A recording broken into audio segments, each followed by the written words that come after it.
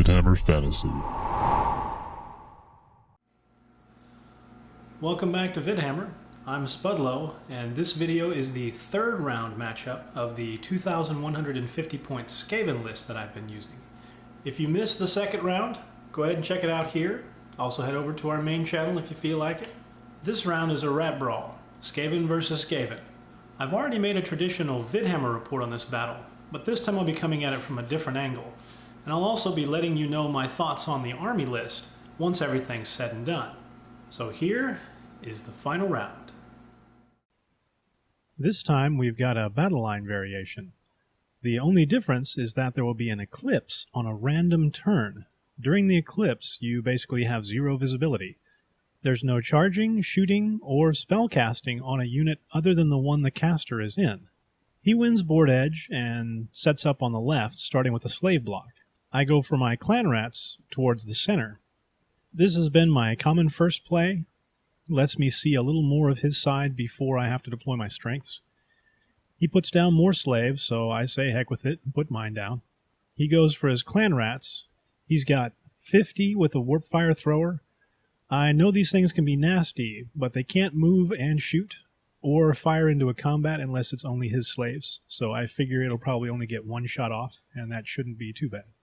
With the buildings that I've got to get through, I'm only going to be able to fit one more unit in this central area, so I put my storm vermin down.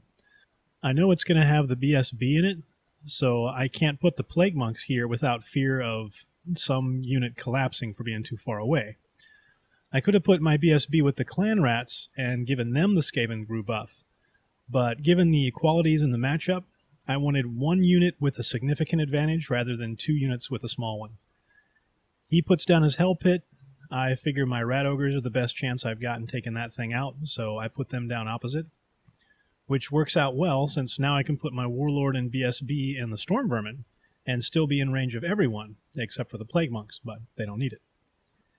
He puts down his plague monk block, 40 plague monks with a plague furnace, and he sets them opposite my slaves, which is great. The two logical targets for my slaves were the plague furnace and the abomination, so I'm glad to get one of them in range. The only unit I have left is my plague monks with the plague furnace combo. I don't want to send them up against his, because we've both got the plague banner. The only difference in those two units is that he's got 10 more guys and can shoot me before I actually get there. Instead, I put them down on my upper flank. This puts a lot of the heavy hitting on my right side and basically sets up my strategy. Focus on the right or the top and try to buy time with the left or bottom. He puts down his warp lightning cannons. I love them when they're on my side, but I definitely don't like looking down the barrel. I put my warlord and BSB in the storm vermin, Grey Seer in the clan rats, and engineer in with the slaves. He's got an engineer and his slaves, and a BSB, and his Grey Seer goes with the clan rats. His Grey Seer is his army's general, and having played Skaven for a while now, I know Grey Seers are squishy at best, and if the general dies, the army always falls. For perfect examples, check out my early games. His Grey Seer gets Scorch, Warp Lightning, Death Frenzy, and the Dreaded 13th, and his Plague Priest gets Bless with Filth and Plague. The Grey Seer doesn't have me worried anywhere near as much as the Plague Priest right now. Scorch is damaging, but it's not the end of the world. Dreaded 13th takes a lot to cast, so usually doesn't happen more than once a game. Death Frenzy is great if you have a hard-hitting unit, but with 5 wide Skaven units, it's not really going to make that much of a difference. Plague, on the other hand, will take out half of one of my toughness 3 units, regardless of size. Not nice at all. For me, the engineer takes Warp Lightning, the Plague Priest gets Wither, which is nice, and the Grey Seer ends up with Scorch, Death Frenzy, Crack's Call, and the Dreaded 13th. I decided to roll all my dice for Ruin. Even though Plague still would have been great, I was hoping to grab Crack's Call for his Abomination or Plague Furnace. And Death Frenzy wouldn't have been bad on the Storm Vermin, especially if they get thinned out before making contact. I get 1 Warpstone token, he gets 3. Mocking ensues, but it's all good fun. My Storm Vermin get Frenzy from the Skaven brew. A Hatred would have been awesome, but Frenzy is just fine. I've got the +1 and get first turn. I move units up and scoot the clan rats over a bit so the storm vermin can reform to horde formation. I want to be able to hit his clan rat unit and kill off the general in one round. I figure if I can do that, the rest won't really matter. Winds of Magic goes well, 11-6. I kill some clan rats with Warp Lightning, lose some slaves in the backlash. He dispels Scorch, and I use my Power Scroll for the dreaded 13th, but he uses his Dispel Scroll. At least I got that out of the way. My only shooting, the Engineer caps off El Roquette at his clan rats, at my opponent's clan rats, and gets 19. Not bad, at least I fired it. On to his turn, he only moves his Abomination out, aimed at the clan rats. In Magic, I get some lucky channels, end up with 8-8. He uses 1 die and 3 Warpstone tokens to go for Scorch on the Storm Vermin. I know he wants to break the dice tie and have enough left over for the dreaded 13th, so I'll hold extra dice to dispel it. But he ends up getting Irresistible Force. He takes out some Storm Vermin, but loses 4 power dice in the backlash, and now I've got 8 dice to dispel his last attempt. For his shooting, his first Warp Lightning cannon overloads. This is where it points in a random direction and goes 46 inches before exploding into the large template at strength 10. If you've ever experienced one of these, you know it's a higher level of mass destruction.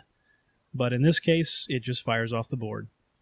The second one shoots for the Plague Furnace and does 5 wounds. This was a definite oh crap moment for me. The Mighty Fortress is now a house of cards. He caps off his Doom Rocket at my slaves and kills 25. Nice shot. They're hurt, but I don't need them to survive the battle. Just survive long enough. He's got some Warp Musket shots that pepper my clan rats as well. Then we remember the Eclipse roll. This is probably the most important roll of the game, because he rolls for it and gets a 3. So now I know that in the third turn, there isn't going to be any charging, shooting, or offensive casting. This means that since I'm going first each turn, I'm going to have the ability to charge right after the eclipse ends. So all I want to do now is set up for a march on turn 3 that lets me charge on turn 4. I reposition some stuff in the center. I don't want to get so close that he has a good chance at a charge, but I bring the guys at the top around. Another big magic roll, 12-7. I Warp Lightning the clan rats. I try to Scorch and Dreaded 13th, but they fail. On his turn, he charges my slaves with his Plague Monks. There isn't a huge chance of him making this roll, but if he does, my clan rats have an instant threat.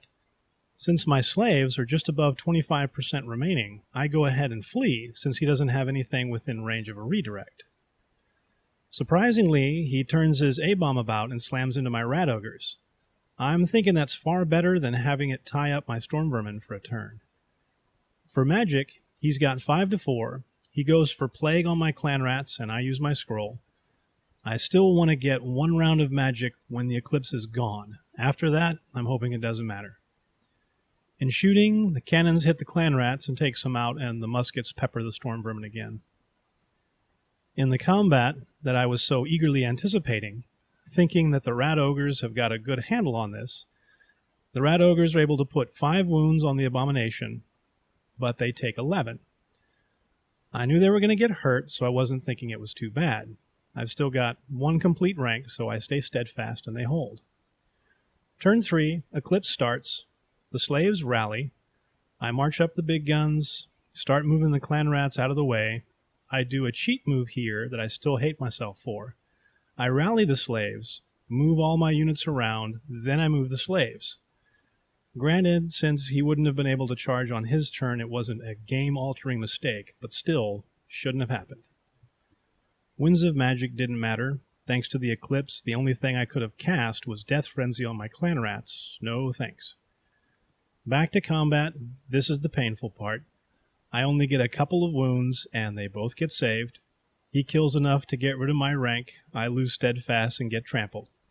Tough one, but at least he's behind me now. Maybe I can play keep away long enough to do some good.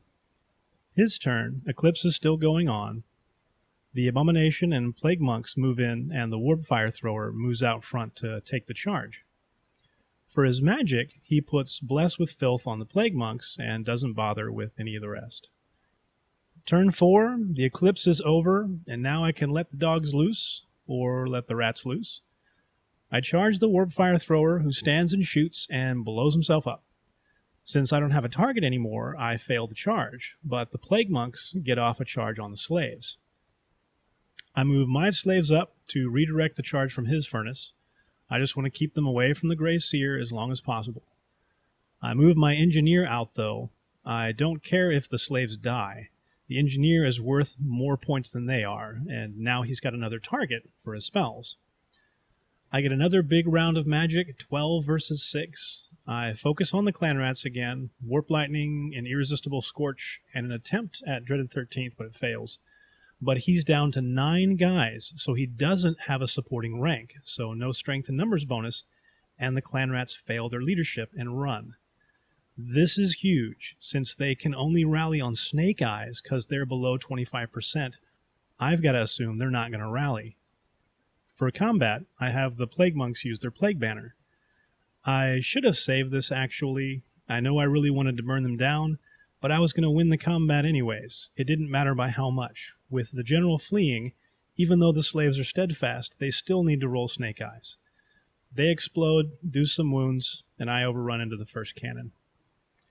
For his turn, he charges my engineer. I have him run. No point in sticking around for that. His Plague Monks hit the slaves. I give them a parting wave. Thanks, boys.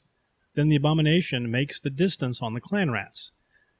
After that happened, I wondered if I should have moved my Grey Seer out of the clan rats last round. It was a long distance for the A-bomb to make, but I don't know. I probably should have at least considered that option. His clan rats continue off the board, though, which is good enough for me. Magic, he goes for Bless with Filth again on the Plague Monks. Guess he just really hated those slaves. Shooting takes out some more Storm Vermin, then combat. My furnace takes out the cannon and overruns into the other slaves. His furnace kills the slaves down to the last and overruns. Then the Abomination cuts down enough clan rats so they don't have a rank. They become quite acquainted with the bottom side of his feet, and he actually hits the Plague Monks. Yeah, he's got issues. We speed through our last turn, kill slaves, and overrun into the cannon. A-bomb makes a shot for the Storm Vermin, but doesn't make it. And that's it. End of round 3. My unconventional Skaven list comes up 2-1 and actually takes second place overall. As I leave you with my final thoughts, I'll let you watch our Storm Vermin cage match. Each time I play an opponent, I offer them one of the models from my slave block and give them the option of having one of their models join the rank in its place. Since I've already swapped slaves with the opponent I was playing in a previous game, we decided to swap Storm Vermin this time. As such, the newly acquired Storm Vermin had to fight for the right to be the new Fang leader in my Storm Vermin. It took several rounds and was the perfect way to end the night. On the whole, I wouldn't recommend this list unless you're looking for something different. As far as the units go, I still love the Plague Monks with the Furnace, though I better understand their shortcomings now. Anything with high toughness grouped with a good armor or ward save is going to give them a mound of trouble. I wish I could have gotten the Rat Ogres into the situation I intended them for, but no battle strategy ever survives contact with the enemy. Still, it was good to have them there, if only for psychological support. Slaves are the backbone of the Skaven, and the only considerations I will ever have is how many to bring. The Storm Vermin, although not an elite unit, with a little buff, they are the closest we can get unless you want to invest 4 additional points per model for a Queek Storm Vermin, in which case I have a bridge I'd like to sell you.